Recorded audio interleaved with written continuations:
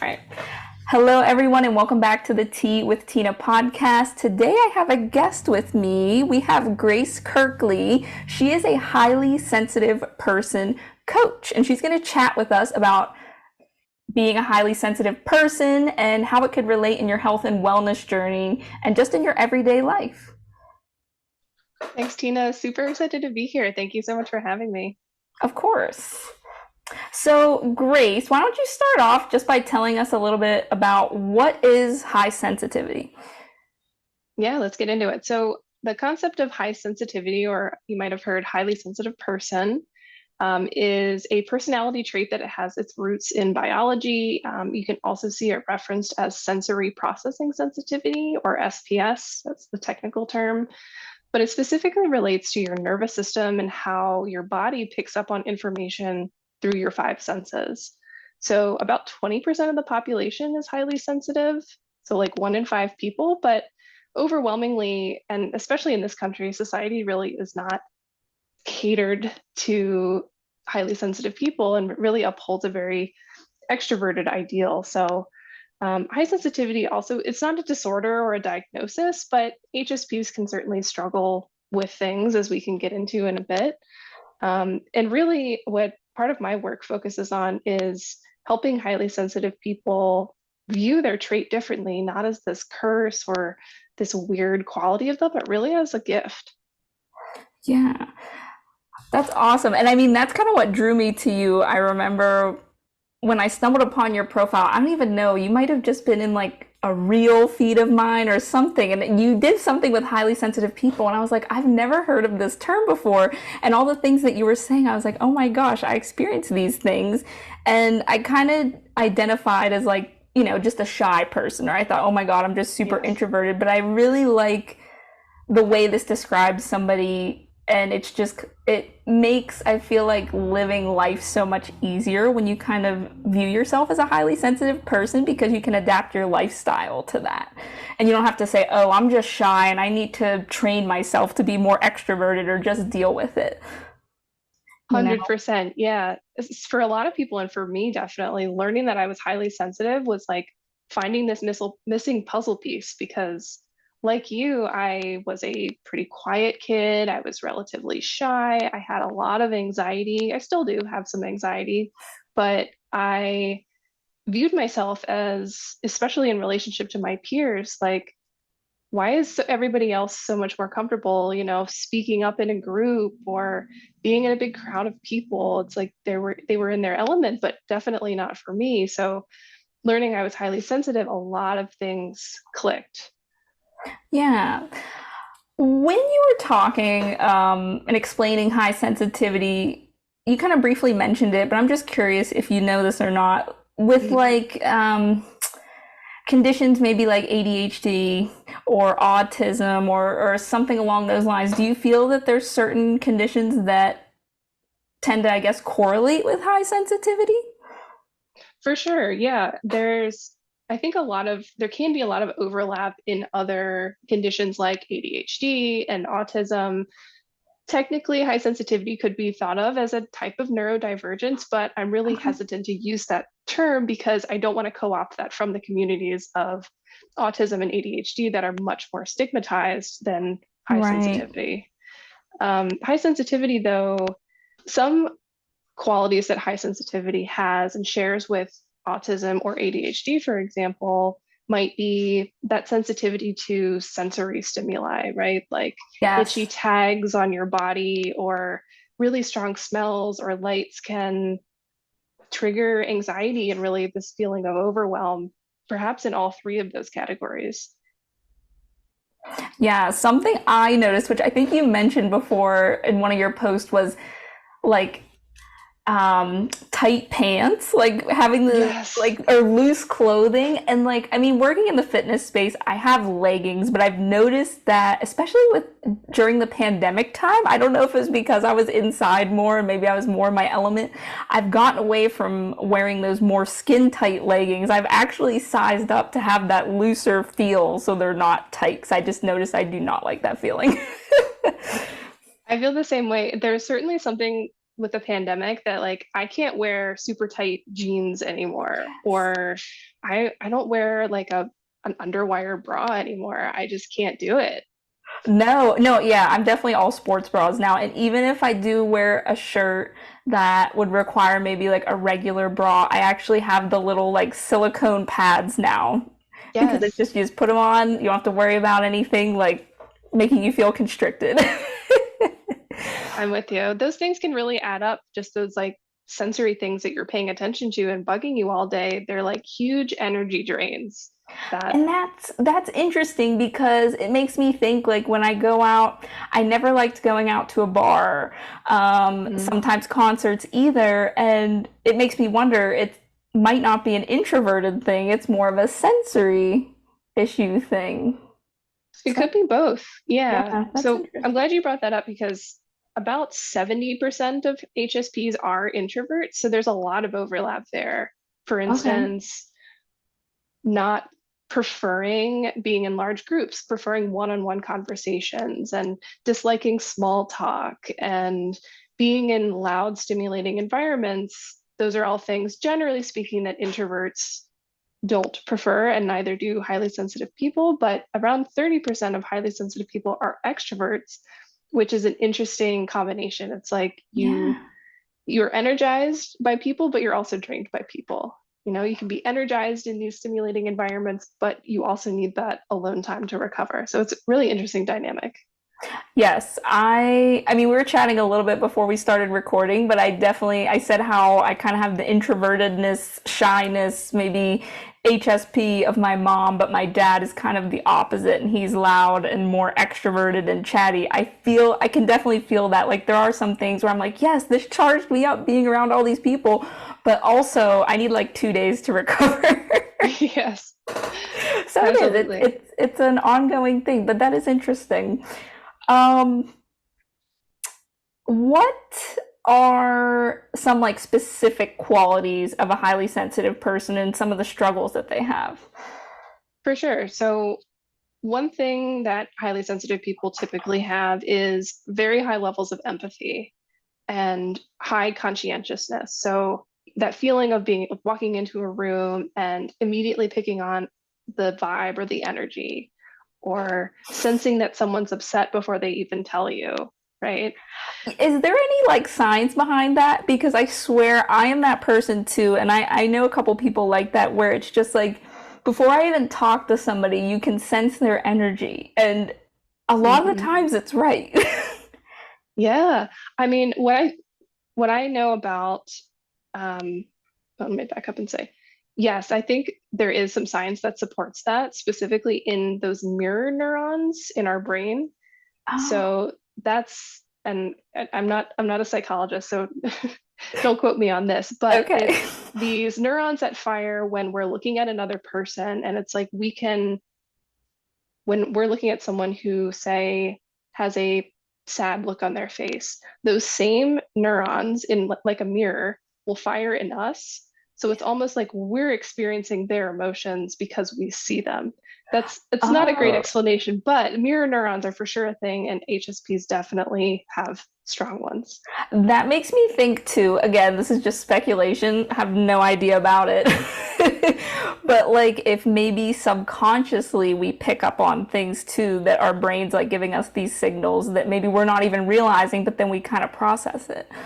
Oh, absolutely. I mean, just thinking about humans and how we've evolved as a species, we're animals at our very core. And like animals, we have to be very attuned to our environments. And that's part of the reasoning that scientists are suggesting that high sensitivity has been passed down through generations, is because it had this evolutionary benefit of being able to attune and pick up really subtle changes in our environment, just like an animal would perhaps experience fear before they even see, the lion coming for them. Yeah, that's very true. Okay, so we have empathy.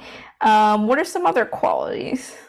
Yeah, well, as I sort of mentioned before, it's easily, HSPs can easily be overwhelmed by sensory stimuli. So at any given moment, a highly sensitive person is picking up more information from their environment than a non-highly sensitive person, which really just means we're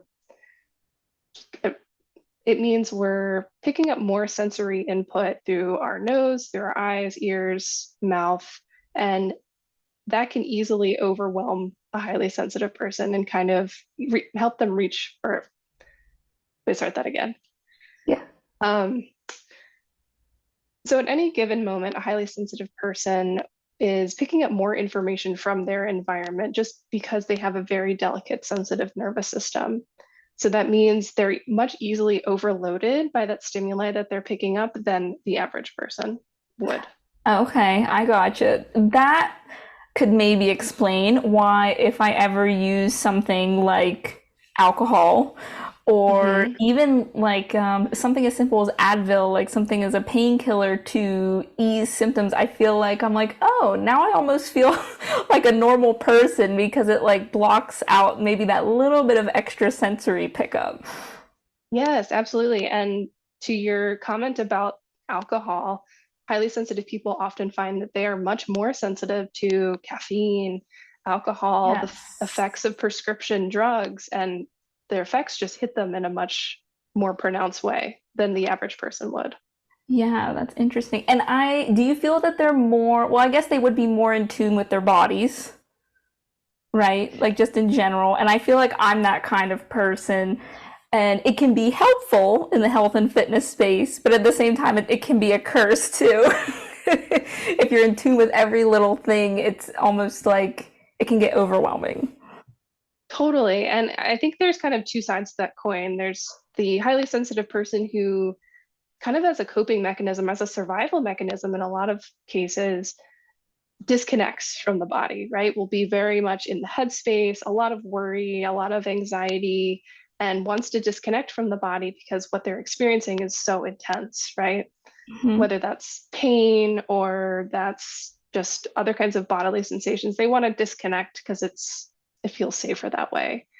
On the other side of the spectrum, I think there's highly sensitive people who are very deeply ingrained and in tune with their body, kind of like you're describing, but that in itself can get overwhelming and difficult to deal with at times. Yeah, and it's funny that you're talking about kind of like the disassociating part because my husband, I love him. He is very chatty. And when Mm-hmm. he talks about a topic, he gets very in depth about it. So if we're talking about, let's say he's working on his car and he's talking about an oil change, instead of saying, hey, I need to do an oil change with my car and be done, he goes on to elaborate the entire process of the oil change. And he's going in, and I find myself like just zoning out because I just keep Yeah. hearing this continuous flow of words, and I'm just like, oh my God, I can't take this in, so I have to zone it out. And he goes, are you tuning me out? I'm like, listen, I'm sorry. It's my brain. It's too much information overload. Absolutely. I have my fiance is the same way. There's certain things that I just, whew, right over my head, cannot compute. Do you think highly sensitive people tend to attract certain types of people, like in the That relationships? that's a good question. In my own relationship, I can say I have a very non-HSP Yeah. fiance. Which to me, I mean, I think there's definitely some pros and cons to being with another HSP versus a non-HSP. I think in general we complement each other very well, and I'm very appreciative of Yes. that. And outside of romantic relationships, but maybe inclusive of romantic relationships too, I find that when I talk to other highly sensitive people, maybe you can tell me if this is your experience too.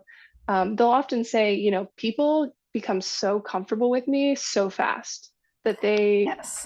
they'll come up to me like a complete stranger and start telling me their life story because they feel so comfortable with Absolutely. me. Yeah, yeah. I've always had that, which again, I think is a good quality that I have as a fitness trainer, but it's like I would always have that. I'm like, why? I'm like, I was always the friend that people would vent to, and like, I Hmm. was the therapist, and they're the ones that they tell me their whole life story, which I do like, but I'm just like, wow, I never knew that was like an HSP thing.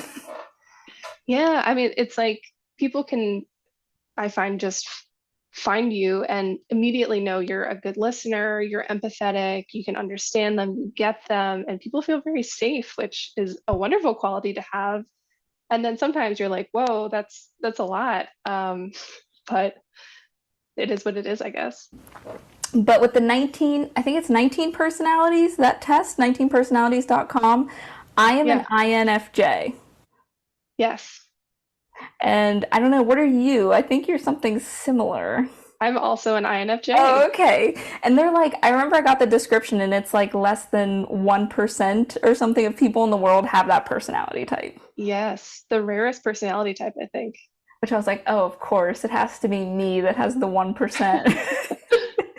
But I feel like that personality type, because I do actually have a couple clients that are like that and a couple friends, um, I think they tend to be HSPs too. I think there's a huge amount of overlap between that Myers-Briggs type and highly sensitive people. Yes. Do you know what your Enneagram is? I don't. I'm so interested in knowing it, but whenever I've taken it, I have gotten different results and I was very Me confused too. and I haven't gone back. Maybe that's an INFJ HSP thing that they're like, we don't know what your type is. I've gotten a nine, a type nine, which kind of makes sense because it's a little bit of everything. And they give Mhm. you like a wing, and I think my wing was like a one or a seven, but the way they described it, it was very similar to like the INFJ. So I was like, okay, whatever one I got, even though it varied a little bit, it definitely like matched up. My husband's an eight, by the way. They're very strong-headed. Um, it describes him, but I love that. right? Okay, so we have all that. We talked about the qualities a little bit. I guess we did touch on struggles maybe a little bit. I don't know if you wanted to elaborate on anything. Yeah, for sure. So I think we talked about, struggling with overwhelm in a sensory sense. Talked about a little bit about the anxiety that can come from being overwhelmed. A lot of highly sensitive people struggle with anxiety and even are more prone to mental illnesses like anxiety and depression for maybe a myriad of reasons. One being a serotonin receptor gene in the brain as one explanation. But anxiety can be a big piece of the puzzle with highly sensitive people and can really make life living as a highly sensitive person difficult. And what I find a lot of my clients is kind of a missing connection between recognizing that they are overwhelmed in some sense, whether that's emotionally, whether that's physically from sensory input, and recognizing that anxiety comes from being overwhelmed. So that Yeah, connection point is a real hitter for a lot of my clients. that's interesting. And I feel like it's kind of like an octopus. I like to say, like, you have your root cause, and then you get kind of all these little arms branching off for different side effects, I guess. And I'm thinking, like, okay, if Yes. you're a highly sensitive person, maybe for genetic reasons, whatever, you have a different makeup, you're going to be more prone to anxiety. And maybe when you're more prone to anxiety and stress, you're more likely to get chronic illnesses because they Yes. manifest through stress. I'm like a hormone junkie. Like, I love like researching about hormones and Love everything. that. Well, mainly because I got recently diagnosed with Hashimoto's and I have PCOS. So, and I was like, it's kind of interesting to see how all that comes into play because when that was happening, I was thinking, is there anything I can do to get this under control? But at some point in that self-discovery journey, I was like, well, some of this and how I am is kind of just a part of me. And I'm thinking back to like anxiety, like if I'm just more prone to Right. anxiety, yes, we can do things to kind of accommodate our lifestyle, which is nice, but I feel like that's always going to be a part of us. But accepting that too is what I think helps ease it a little bit and confronting it head on. 100%. It's kind of like this mindset of something is wrong with me and I need to fix it Yes. versus this is kind of who I am. This is kind of the way my brain processes things. And yes, there are definitely things we can do to make it better, but knowing that this is kind of a quality can help it feel less of like this big hairy monster that we need to defeat instead of being able to listen to it and use anxiety in particular as a messenger to help communicate things to us and what's happening in our bodies. Yeah, that's definitely been huge for me, I think. Like, once I stopped being like, hey, you need to stop being shy. Like, you're a trainer, you got to be extroverted and do all this now. And once I finally owned it, it was like life got so much easier. Yeah, yeah, you stop just fighting yourself and Yes. find ways to accommodate yourself a little bit better.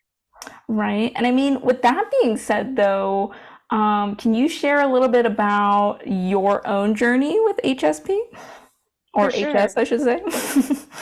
Yeah. So I've always been a sensitive person, obviously. Sensitive child. I was pretty shy in new environments. I got really shaken up by changes. I had a lot of separation anxiety when I was little. So always struggled with anxiety, with changes. Definitely was not an extrovert by any means, but it really wasn't until I was in my early adulthood that I made the connection of, oh, there's this thing called high sensitivity, and I'm checking all of the boxes on this scale. Yeah. And something for me really, really clicked. And it was so validating. I mean, just kind of what we were talking about. It was so validating to finally understand, oh, this is why I'm like this. And I'm not crazy or weird or defective or messed up. It's part of who I am. And there are some really wonderful qualities that go along with it, like empathy, like being able to see beauty in lots of things and experience Yes. life in this like richness and depth. So, yeah, it wasn't until I was in my early 20s that I really connected the dots. And at that point in my life, I was in my first job out of college. I was in a big transition period in my life. And I mentioned that because a lot of times when I start working with clients, they are also in a transition period of their life, whether that's going into retirement or whether that's starting a new job or battling a health struggle, right? It's in these transition points that stuff really kind of comes to the surface that we recognize, like, oh, I need to address this before I can move forward. Right. Okay. That's interesting. Now, with that, I guess, because I know you do practice fitness. Uh-huh, uh-huh. You have your own workout routine. You kind of get healthy, and you could share a little bit about your journey as well. But how do you think being highly sensitive impacts a person's health and wellness journey? Yeah, I would say if you are a highly sensitive person, your health and wellness is totally tied up in your sensitivity. And I don't mean tied up in like a negative way. I mean, it's just a part of yourself. And so it's a part of the way that you care for yourself, treat yourself, and nurture yourself. So, what was the other part of your question? Oh, I guess about your own journey. If you want to share a little bit about your own personal fitness journey and how like being highly sensitive may have affected that. Yeah.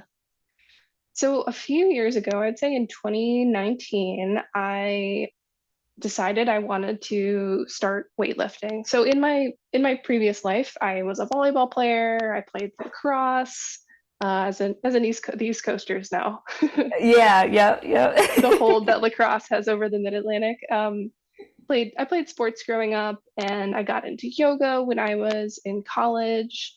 And at after college, when I was a working adult, I started doing some kind of random fitness classes. And then in 2019, I decided I wanted to start weightlifting.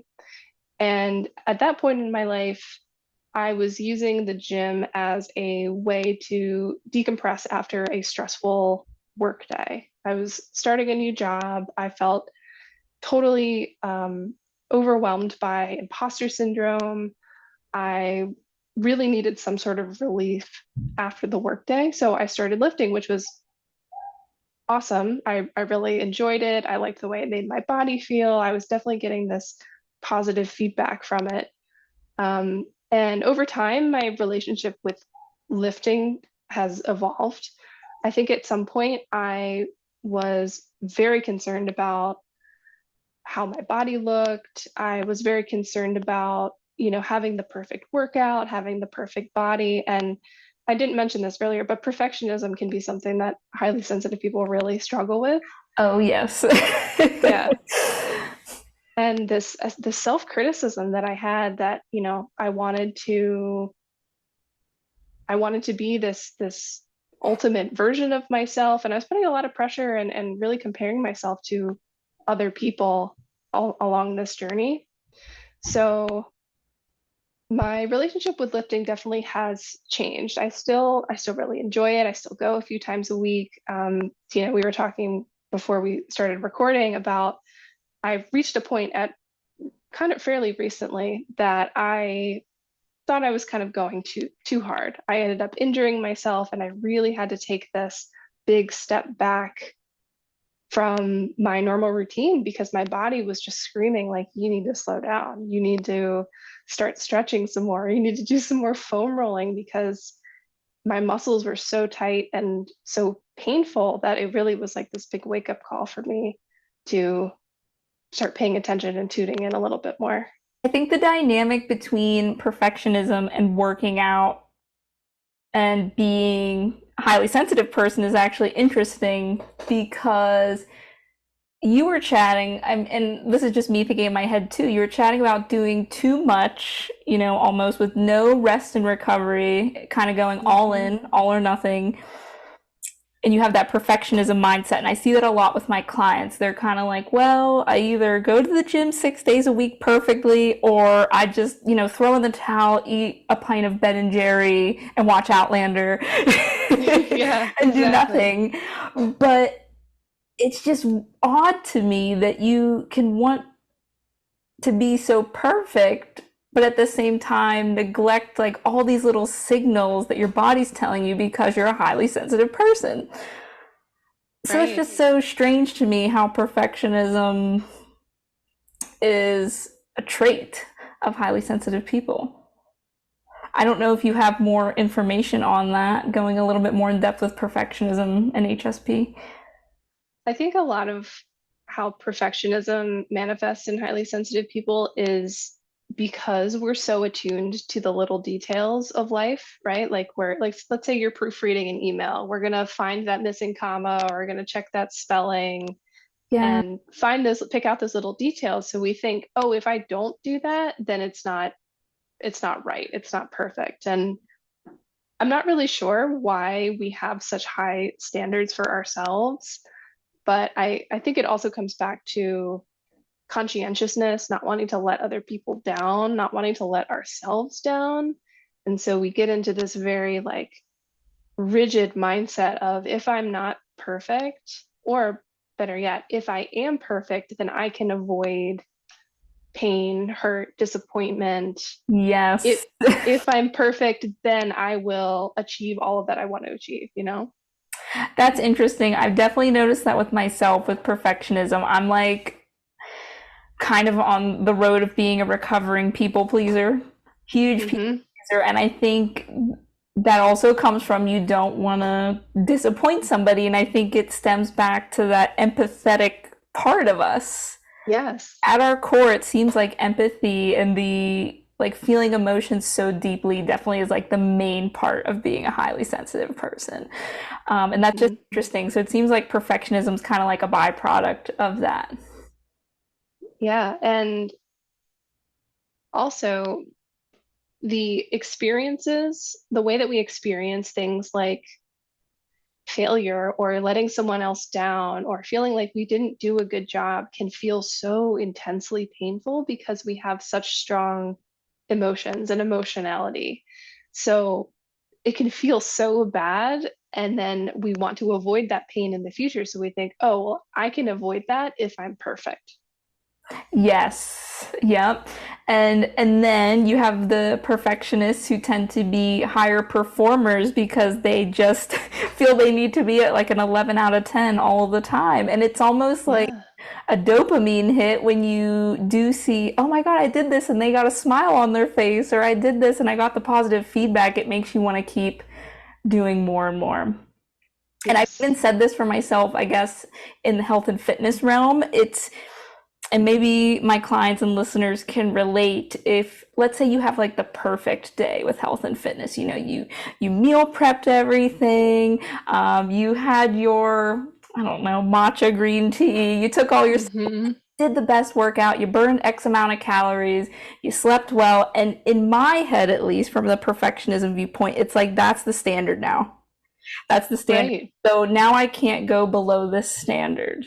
I have to keep achieving this. And if I do anything less, it's like that reset. And then you do the Ben and Jerry's and the self hate, and you just kind of fall off the wagon. And this may sound a little weird, but for me, when I start at rock bottom, quote unquote, rock bottom again, something is satisfying about that to me. Because, oh, Mm-hmm. like the perfectionism part of me is like, wow, I can, anything I do above this point is going to be a win. Yes. So I don't know. It's just an interesting thing because I definitely can relate with the perfectionism. But with Yeah. that too, another part that you had mentioned um, before we recorded at least was self comparison, or yeah, self comparison and criticism. Hmm. I think this is definitely related to people pleasing tendency in highly sensitive people, definitely related to perfectionism, and also related to kind of the messaging that a lot of sensitive people receive that they're not good enough or there's something wrong about them or weird or different. And a lot of times we'll find highly sensitive people, look to other people and say, well, they're like that. Why can't I be like that? Why am I the weird and different one? And so they inherently put this self-comparison into the picture and get caught up in chasing this ideal of from another person that really is not authentic or suited for them. Yeah. Well, all I can say is I'm thankful for social media because I feel like just connecting to other people and people outside of your circle, like we can find more people like yourself too, which makes things and even I guess just with the media and stuff too, they're starting to be more inclusive with things like this. So it's Hmm. easier now than, 20, 30, 40 years ago to be able to live with something like this, which is really good too. Absolutely. The beauty of social media is you can find your tribe. You can find people who are like you and have this moment of, oh my gosh, there are other people like me. I'm not the only one. And it's so satisfying and so like a breath of fresh air. Right. And I think back to school when you were talking about um, just like people being extroverted and maybe you didn't see people who were like yourself. And I Hmm. went through that when I was a kid. I was just like, oh my God, like I don't see people like me. It was always just the really extroverted, like jocks and cheerleaders. Like I saw all of those people, or, oh, the people who were just, they were in all these extracurricular activities and they were loved by everybody. It was either that or Yes. like you were an outcast. And like all the outcasts didn't want to talk to each other because we were all introverted, so we just like stayed away from each other. Yeah, right. But and then social media, that's another part, I guess. With social media, it kind of breaks down a barrier because if you don't want to do face to face with somebody, you don't want to video chat, people who are overstimulated, introverted, whatever it may be, I feel like it's easier for them to maybe message because they can read Mhm. in their own time or they can connect through, liking a post or whatever. And that is another way to kind of meet other people like yourself. Definitely. I don't know if you're familiar with the book called Quiet by I, Susan Cain. Yeah, if you're an introvert like us, I highly recommend it. It's really a really interesting and scientific read. But something that she mentioned in her book was at the dawn of the internet, this was like such a boon for introverts because they found that they were able to engage in their own way, in their own time, express themselves in a different way. Like the difference between speaking out loud into a group versus speaking through a keyboard in a forum is such a different experience. And it was such a great thing for the introverts of the world. yeah, it's really cool. And I don't know if that's why I'm drawn to like online training and nutrition coaching, but I do. I just love it. And I think I do love in person coaching as well. but I will say this about myself. My one weakness is, for anybody listening out there who might know me in person, in the gym, my weakness has always been approaching new people on the gym floor. A lot of trainers Mm, might be able to relate to this, but I sat with myself for a long time, and I've even had managers and they're like, oh, why do you have an issue with this? And I was thinking, and it kind of goes back to being a highly sensitive person. It's more so I was worried about saying the wrong thing. So I just chose to not say yeah. anything at all. It wasn't necessarily that I was shy or I didn't want to chat with you. I'm just like, okay, I have X person and they're, 30 years old. They look like they're a mom. What's the right thing I need to say to them so they'll have Hmm. a positive reaction and they're not going to go, oh, get away, like, don't try to sell me training or something like that. Right, right. Yeah, it's like it's your empathy and your conscientiousness, right? You want whatever you're saying to land with them and your good intent to be felt and reciprocated. But I think it's that mindset of just taking messy action, just showing up, kind of putting in the reps, getting uncomfortable, which is a part of the messaging that I Hmm. constantly try to drill into everybody's brain, because even for highly sensitive people, I think it will get easier the more that we do that uncomfortable work, the more that we see, like, hey, if we mess up, like, the world's not going to end. Someone's getting Yes, mad at us. It's okay. 100%. It's like if I don't, even if I don't hit like absolute perfection, I can still get results. Yeah, Even if I fall off the wagon a couple days, I can still, reach my goals eventually. It's okay not to be performing at, 11 out of 10 all of the time. 100%. Um, Before we chatted, I screenshotted one of your reels actually because I thought it was just kind of funny to chat about your one where it was 9 strange and unique qualities of HSPs. Oh, yeah. I thought it was funny because I was like, wow, this is definitely all me. Okay. Feel free to chime in if you have a good story or elaboration on any of them, but maybe for the listeners too, so they can relate to these things. So, first one is strong awareness of death from an early age. Okay, I want to say when I was younger, it wasn't necessarily death, but I remember oh my God, I could be maybe 7, 8, 9 years old, and I would go, oh, what happens when I'm 20 years old? Or what about when I'm 30? I'm going to be so old, or when I'm 40. And like, I would actually worry about that, like aging and Yeah. older. Yeah, I mean, I think it can manifest as a deep fear of death when you're younger. I think it can manifest, like you were saying, about this just general awareness of time that, oh Yeah, my gosh, I'm a human being, and one day I will be older than I am now. And what does that mean for who I am and what my life is like? I mean, it's just it can be this beautiful and also very terrifying existential crisis, even when you're a kid.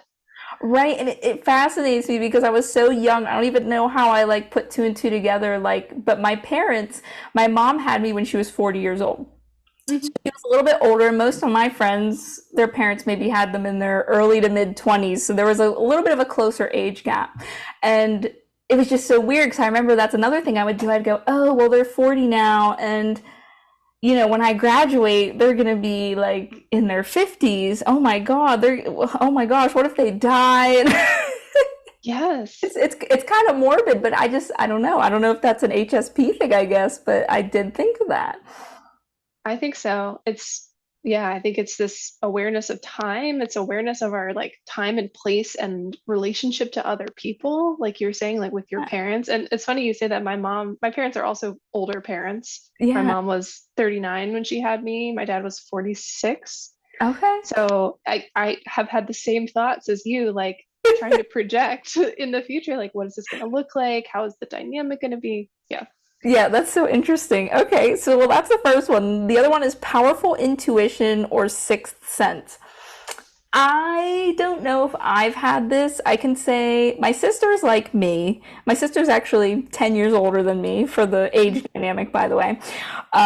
But I know my sister and brother definitely have had this. Like when my cat passed away, when one of my family members passed away, they were like, I was out and about. especially with my cat. My sister was like, I just have a feeling Garfield died because that was our orange cat when I was younger. Oh, When she came home, he passed. And she's had wow. instances of that. She would just sense when people were gonna pass away, like either the week before or like the days leading up to it. Yes. So, I have you experienced that? I have. I've had some interesting, and again, there's always that little seed of doubt of like whether or not I'm really tuning into something more spiritual or intuitive. But I had an experience like that when my grandfather passed, and when my fiance's father passed of a weird knowing. I think they were actually in dreams, but they weren't as literal as like you would think, but it was some sort of connection. But yeah, I think having a deep sense of intuition and a connection to something else, I think Yeah. comes more easily to sensitive people because of the way that they're attuned in the world.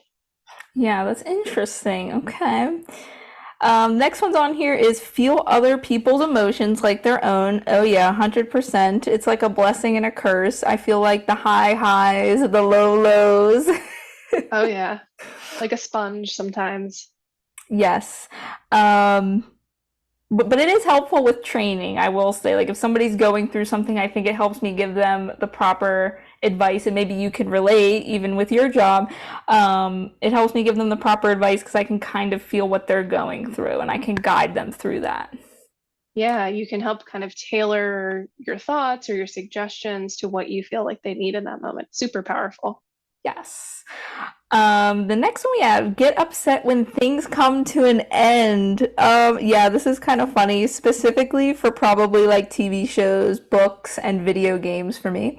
Hmm. Yeah, I think it has to do with change, and change is scary, it's uncertain, it's can kind of rock our foundation. So when things are ending, I think here's an example of my in my own life. When I was a kid, I still am very, very close with her. I have a cousin who's my age. She's like my sister.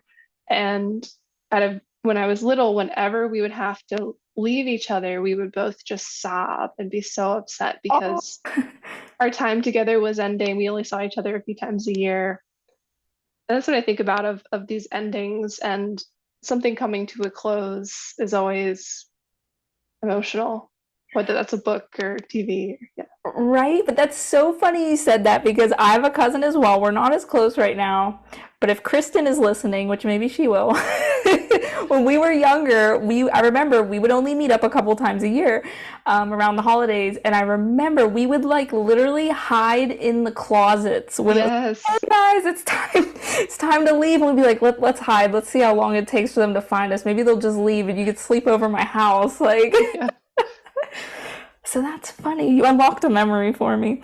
Um, then we have having a special connection to living things. Does this, I guess that would pertain to nature and stuff too, because I feel like, oh my God, I am at home when I'm like outside with trees, wildlife, bugs, birds, whatever it may be. Absolutely. And it's the feeling of just deep, like gutted sadness if you see like roadkill, or if you see someone, you know, treat, God forbid, treating like an animal or even like a tree with disrespect. It's just, Yeah. it's a gut punch. Yep. Yep. Oh, and feel calmed by nature. That was the next one. Hmm. So, yep, that ties in with it. Need to recharge alone after busy days. 100%. It's essential. Which is kind of interesting because I think my husband's kind of like that too. Like I say, he's an extroverted person, but he likes his alone time too. He actually says often that he can be, and maybe guys express it differently. I don't know if you found that, but he like can go into the woods and be pretty much a mountain man. And he said he would be happy. Like if he was just in the woods with nobody, living off the land, that's like his happy place. Yeah. I can definitely see that with, I mean, both men and women alike, this Right. desire to go out into nature. It's kind of like getting back to our animal roots of where we feel most comfortable as Yeah, human beings. that's very true. Very true. Oh, get flustered when put on the spot. We were kind of talking about that. Like, Yes. we feel like we need to prepare what we're going to say. That kind of like ties in with the perfectionism. I will say, I've also always hated if I feel like I'm being graded on something. So, like, in the personal training space, when you work in a gym, a lot of your managers will be like, okay, so we're going to test you on how you do a tour and give a tour to the members. And you're not necessarily being graded, you're not going to be fired. But I hated that.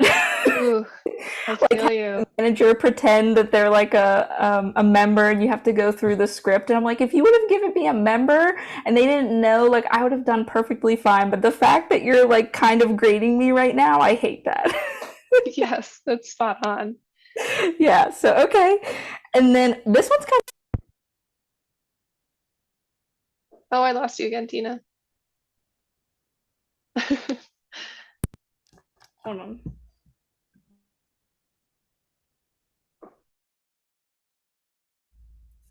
I am on my MacBook now. Hold on. Can you hear me? Yeah, Okay.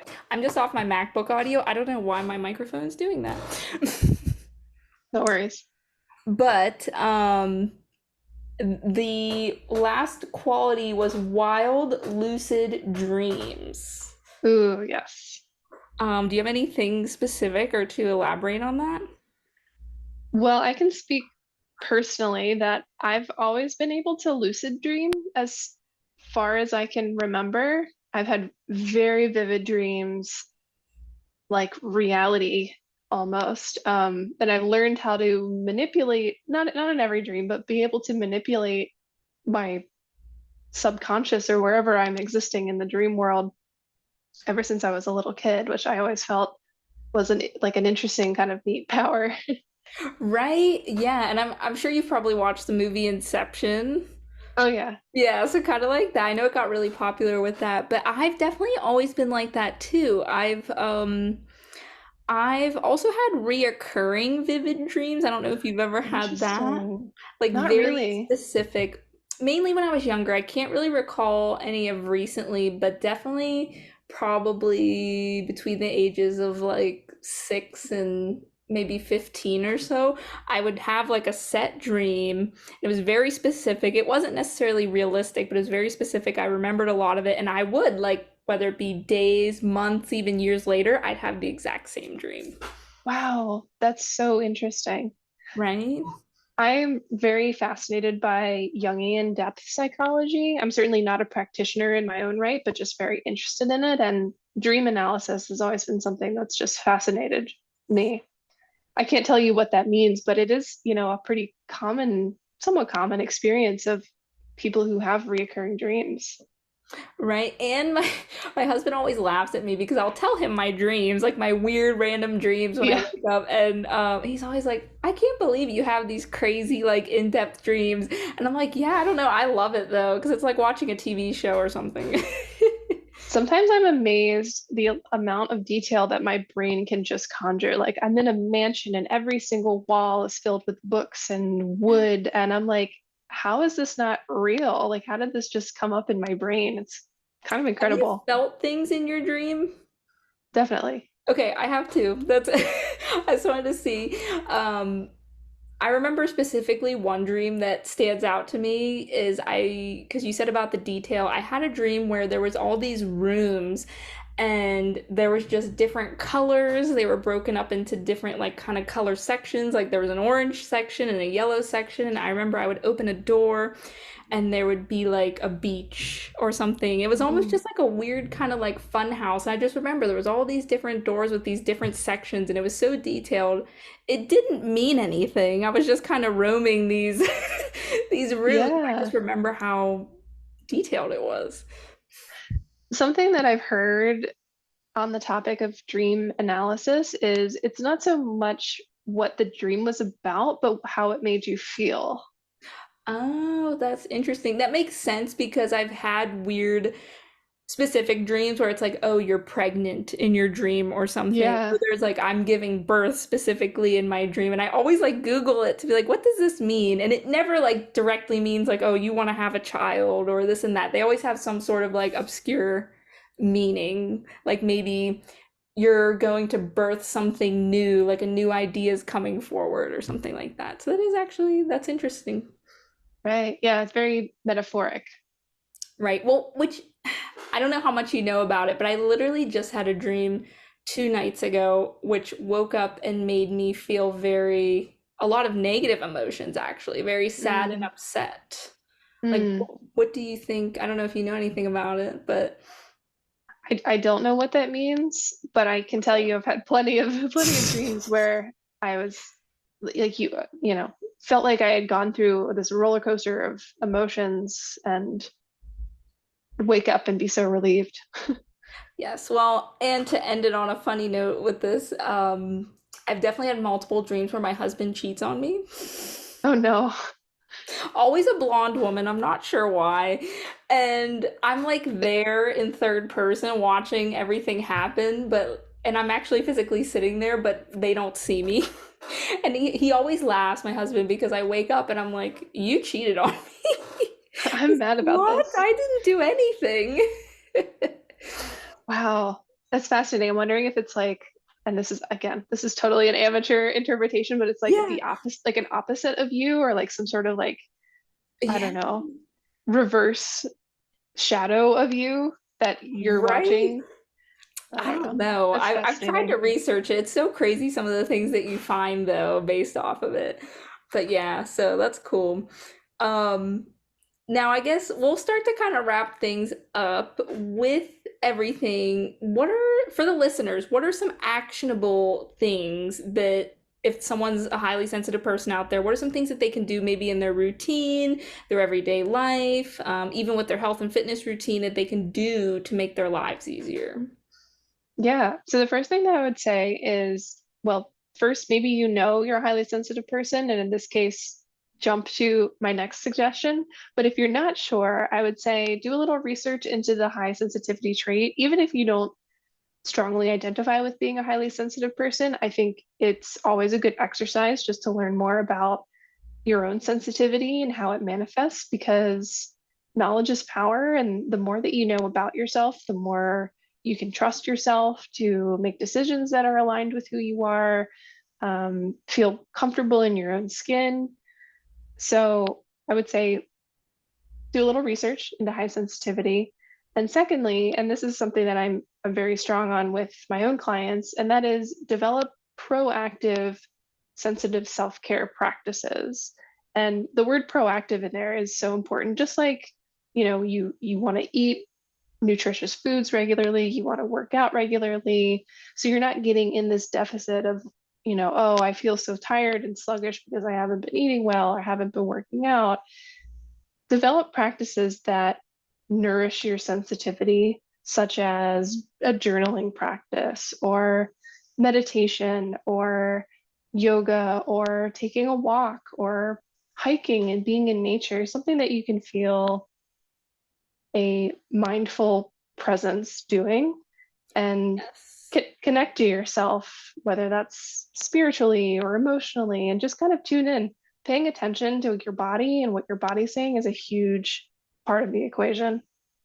Yeah, and I think with my health and fitness clients, where that comes in is probably my emphasis on stress reduction and Oh, yeah. kind of recovery, which, when we think of recovery, we think of, get more sleep Hmm. or just stretch a little bit, but it just goes so much deeper than that. And one of the things that I even say kind of as like a bare bones is like find 20 minutes a day if you can to do something you enjoy, something that doesn't contribute Yes. to work, something that doesn't necessarily contribute to bettering yourself. Maybe it's a coloring book, maybe you sit down and play video games, like whatever it is, do something you like.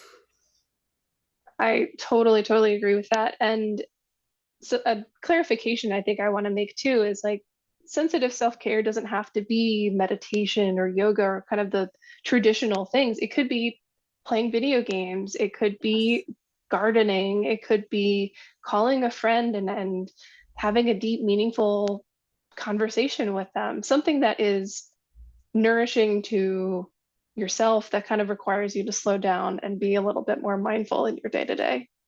Yeah, that's been a big game changer for me because on social media, you see everybody's perfect routines. Oh, I Oh, wake yeah. up and I have my 20-step morning routine or my 20-step nighttime routine, or I take a cold shower and an ice bath. And for so long, I was like, do I really have to do these things to like be successful? Because I kind of hate all of them.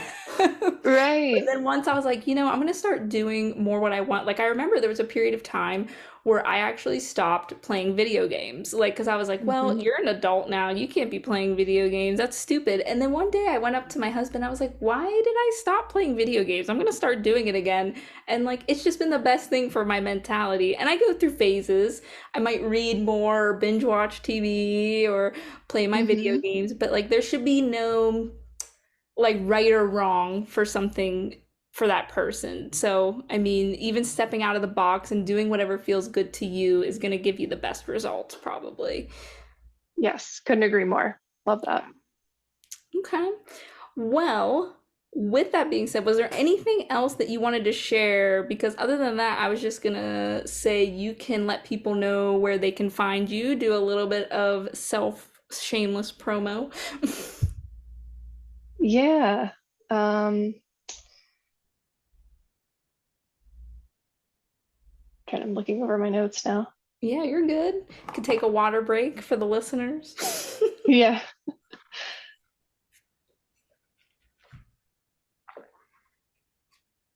I think yeah, I'm happy with what we covered. I think it's Okay. all good. Yeah, it was a good overview. I mean, so anybody listening, if you think you might be a highly sensitive person, or maybe you found out you're not a highly sensitive person, or maybe you know somebody who's a highly sensitive person, um, it'll maybe pique your interest. Maybe you learned a few things. Hopefully, it'll help you if you feel like you were struggling or felt like you were kind of an outcast and didn't quite fit in, and you can kind of acclimate to your everyday routine a little bit better. Awesome. Yeah, well, if anyone is interested in learning more about high sensitivity and maybe even finding out that you are a highly sensitive person, I have a quiz that's in my Instagram bio that you can take. It's based off of criteria used in research, so I'd like to think it's pretty spot on. And you can find me over at Grace Kirkley Coaching on Instagram. Perfect. And I will be linking that in the show notes for everybody, so you can go right to that link. Um, and I think that'll be it.